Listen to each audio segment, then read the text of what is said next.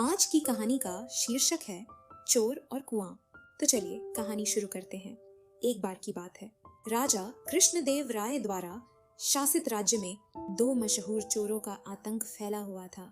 उन्होंने राज्य में कई चोरियां की थी।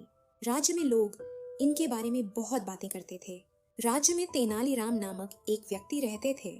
तेनालीराम कृष्णदेव राय के दरबार के बुद्धिमान सलाहकार थे। एक रात दोनों चोर तेनालीराम के घर में घुस गए और झाड़ियों के पीछे छिप गए। सही समय का इंतजार करने लगे। रात के खाने के बाद तेनालीराम टहलने के लिए बाहर आए और झाड़ियों में सरसराहट देखी। उन्हें तुरंत एहसास हुआ कि चोर उसके बगीचे में छिपे हुए थे। तेनालीराम वापस अंदर गए और जोर से अपनी पत्नी से बोले ताकि चोर उसकी बात सुन सके।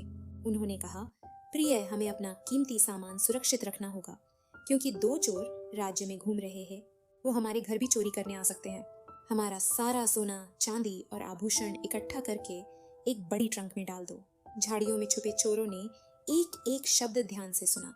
थोड़ी देर बाद तेनालीराम उस भारी ट्रंक को अपने घर के पीछे के कुएं में ले गए और उसे कुएं में फेंक दिया। चोरों ने ध्यान से देखा।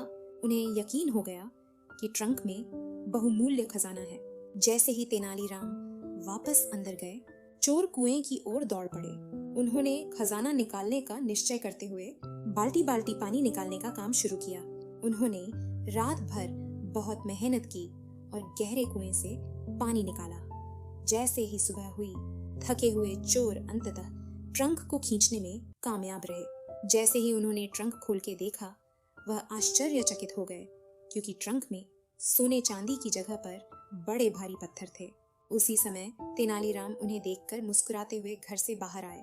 तेनालीराम ने आंखों में चमक लाते हुए कहा, पूरी रात मेरे बगीचे को इतनी लगन से सींचने के लिए धन्यवाद। तेनालीराम ने अपनी चतुराई से चोरों को मूर्ख बनाया और ट्रंक में पत्थर भर दिए थे। चोरों को यह एहसास हुआ कि उन्हें चतुराई से मात दी गई है। उन्हें शर्मिंदगी महसूस हुई। उन्होंने तेनालीराम से अपने इरादों के लिए माफी मांगी। चोरों के पश्चाताप से तेनालीराम को उन पर दया आ गई। तेनालीराम ने उन्हें कड़ी चेतावनी के साथ जाने देने का फैसला किया। उस दिन से तेनालीराम की तीव्र बुद्धि का अनुभव करके दोनों चोरों ने अपराध का जीवन छोड़ दिया।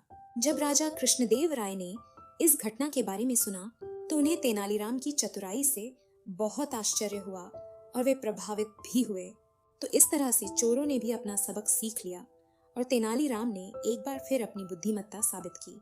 दोस्तों, अगर आपको हमारी कहानी पसंद आई हो तो अपने दोस्तों के साथ शेयर जरूर करें।